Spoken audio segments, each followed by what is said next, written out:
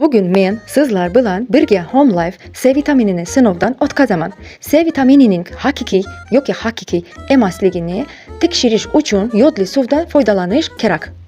Avval suv qo'shamiz. Ilgari C vitaminini boshqa joydan buyurtma qilgan edim. Uni juda mashhur asl mahsulot deyishgandi. Ammo men sinovdan o'tkazganimda suvning rangi o'zgarmadi. Yodlilikcha qoldi. Men bu C vitaminining asl emasligiga amin bo'lib, uni tashlab yubordim. Hozirda Home Life zardobini sinovdan o'tkazaman. Qarang, yodli suvga bir necha tomchi C vitamini qo'shaman va aralashtiraman. Agar aralashtirganimda suvning rangi oqarishini anglatsa, bu asl mahsulotdir. Ammo oqarmasa, demak bu haqiqiy C vitamini emas. Qarang, u qanday qilib mutlaqo to'zadek oppoq bo'ldi. Demak, bu tamoman toza, sof C vitaminidir va biz uni yuzimizga xotirjamlik bilan qo'llashimiz mumkin.